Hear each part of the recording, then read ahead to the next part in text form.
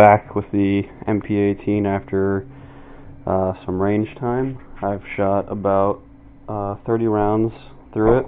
I shot this 25, 5 of these brand, which are Remingtons, and I've shot a couple of slugs through it. Overall, I have to say I'm pretty happy with the shotgun. My range only allows me to pattern at 25 yards, so these are just 2 of the targets that were shot at 25 yards. I split the about 25 shells between the 2 of them fairly evenly. I can't really tell you what the actual spread is with the fixed modified choke. Would like to have done possibly 10 yards, something a little closer. But, you know, at least it puts it on paper, so that's nice. There are some things I have to note that came into my attention when I was using the MP-18 at the range. One of those things, so you can see it's safe, is that the extractor, ejector, did not function consistently with my federal target loads, which are these. I'm not entirely sure why, but it seemed like it was a maybe 70-30 chance that it would eject this properly as opposed to just extracting it, even with it put on ejector. So that was a little troubling.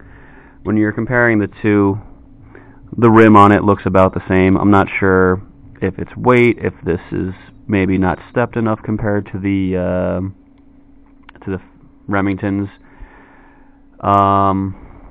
I'm really not sure because they've already been fired, and I filled them up with hot glue to get some weight to it. These are what I use instead of snap caps, just to cycle the action and test the ejector and extractor. And these function perfectly all the time, but these do not. So I'm not sure if that was just due to the gun not being broken in yet. After the range time, I cleaned and oiled it pretty obsessively, and it's a lot smoother and easier now than it was before. So perhaps that played into the ejector not functioning consistently at the range. I'm not entirely sure. In terms of shooting, I have removed the front bead sight. I don't know if you can see the white spot where it used to be. I did chip the bluing a bit when I was doing that, but it looks like it's a 3mm by 5 threaded mount, so you should be able to get anything that uses that. Because of the way I removed it, I used vice grips, and I didn't de-thread it very well. I ended up ruining the threading, so I had to re-tap it as a 3x5, but we measured the front bead sight and the pitch, and it looked like it would have been a 3x5 anyway. I just had to repair the threads. I'll probably be getting a TruGlo either long bead, possibly a fat bead for that as a replacement. The buttstock, which I said before was pretty soft, turns out that apparently it's not as soft as I thought. After the 30 rounds, I had a lot of shallow capillary damage in my shoulder, so that wide little blood under the skin looking bruising definitely kicks hard, especially with these multi-purpose loads, which are pretty light in terms of the shot that they fire out. So I mean, these should be fairly inoffensive to shoot, but definitely beat me up a bit. Other thing of note is the brake action lever. Holding it like this is comfortable and appears to be how it was designed to be held, but in doing so, the back end here, that kept getting driven into the side of my pinky, right about there, every time I fired, which led my pinky to being pretty bruised and sore by the end of the shooting. Holding it up here is not nearly as comfortable as trying to get a grip like that.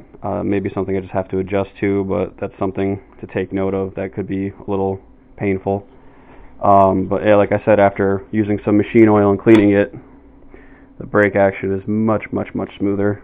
And I can show you that at least with my test shell, it will eject quite nicely, as you can see. I don't want to test the Federals right now because I don't have any empty Federals to test with. So, but yeah, just some minor updates. Still really happy. I might investigate possibly a different rubber end cap. Trying to find a 10 or 12 shell shotgun saddle to put on the right side here. It might not be tall enough to accommodate 12 shells, but I may fab something myself, see what happens. But yeah, I guess my recommendation would be, if you don't like the brass front bead, pull it out, get something you do like, and definitely be very careful about cleaning and oiling the gun, especially the action. And I don't know if you can see down here, little tabs. I'm thinking that may be part of the reason why the ejector doesn't function smoothly, is there was some preservative buildup in there that made it sticky. So hopefully I got it all ironed out. Next time I bring it to the range, I'll come back and verify whether or not it's ejecting properly with the Federal rounds. It could just be a case of the Federal rounds not cycling well in this action, which is not unheard of with different guns to be picky with ammunition, but I was assuming that something this simple would not necessarily be as picky. But yeah, if you have any questions or comments, leave it in the box below and I'll get back to you.